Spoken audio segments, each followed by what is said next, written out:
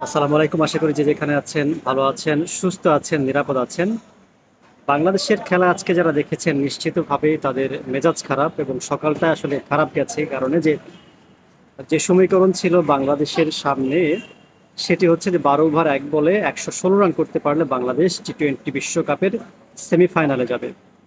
কিন্তু শুরু থেকে আমরা দেখলাম যে বাংলাদেশ সেই চেষ্টাই করেনি, সেই তাড়নায় বাংলাদেশের প্লেয়ারদের মধ্যে ছিল না। এবং শুরুতেই আমরা দেখেছি তানজিদ তামিম এবং আমাদের সাকিব আল হাসান স্যার যেভাবে আউট হয়েছেন তাতে মনে হচ্ছিল যে তারা আউট হবার জন্যই হয়তো নেমেছেন।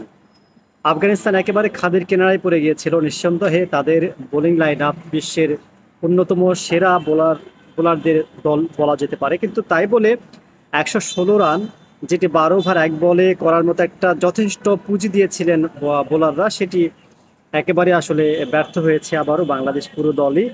এবং সবচেয়ে বড় কথা হচ্ছে যে নির্ধারিত ১৯ ওভারে বাংলাদেশ ১১৪ ডিএলএস পদ্ধতি করতে পারেনি এবং ৮ রানে হেরে বিশ্বকাপ থেকে বিদায় নিয়েছে বাংলাদেশ দল। প্রাপ্তি যদি বলি, এবারের প্রাপ্তি আসলে সুপার এইটে জোড়াতালি দিয়ে ওঠা এবং কয়েকজন বোলারের পারফরমেন্স, কিন্তু পুরো টুর্নামেন্টটায় ব্যাটাররা যথেষ্ট যথেষ্ট জঘন্য খারাপ খেলেছে। এবং লিটন দাস শেষ পর্যন্ত যে 50 করেছে, জানি না তিনি 50-র কল্যাণে আবার কতদিন দলে খেলতে পারবেন। শুধু লিটন কেন, আমরা দেখেছি সৌম্য স্যার, তানজিদ তামিম স্যার এবং শেষ দিকে এসে মাহমুদুল্লাহর যে আমরা প্রশংসা করছিলাম বা জাকের আলী, অনেক কেউই ব্যাটিং আসলে সেভাবে করতে পারলেন না। পুরো দলকে মনে হয়েছে একটা ভাঙাচোরা দল বা মানসিকভাবেও তারা একেবারে ভেঙে পড়েছে। যে জেতার যে তাড়না সেটি আমরা একেবারেই খুব একটা দেখিনি। যে আফগানিস্তান এত অল্প পুঁজি নিয়ে তারা যে দেশের জন্য নিবেদিত কতটুকু, সেটি তারা আসলে দেখিয়েছে।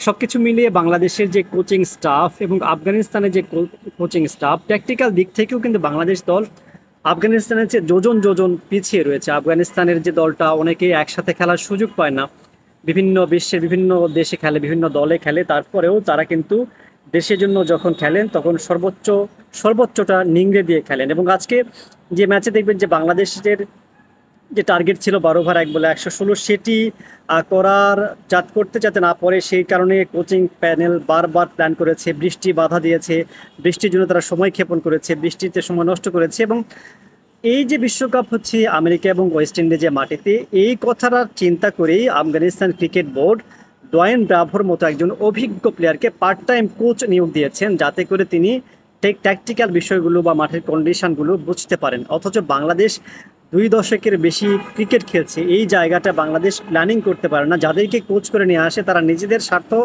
নিজেদের প্রভাব বিস্তারের জন্য সবসময় চেষ্টা করেন এবং সে কারণে দলটা ভঙ্গুর দলে পরিণত হয় এবং নানা রাজনীতির খেসারত কিন্তু বাংলাদেশ দলকে দিতে হয়। এখন বাংলাদেশ দল যে পারফরমেন্স করে এসেছে, কয়েকদিনের মধ্যে বাংলাদেশ দল ফিরে আসবে, আসলে বাংলাদেশ দলকে বিশেষ এক ধরনের মালা দিয়ে বরণ করা প্রয়োজন। কারণ তারা যে খেলা খেলেছে, বাংলাদেশের মানুষ অনেকেই খুবই ক্ষুব্ধ, হতাশ এবং নানা ধরনের প্রতিক্রিয়া আসবেই। কারণ বাংলাদেশ মানুষের একটা ভালো লাগার একটা জায়গা হচ্ছে ক্রিকেট, সেটি কেন জানি দিন দিন একেবারে পিছিয়ে যাচ্ছে।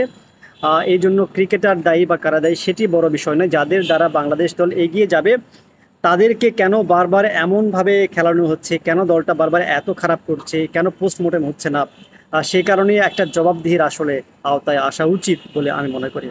আলোচনা ভালো লাগলে লাইক কমেন্ট শেয়ার করুন, না লাগলে সমালোচনা করুন, অনুগ্রহ করে গালাগাল করবেন না। সবাই ভালো থাকবেন। আসসালামু আলাইকুম।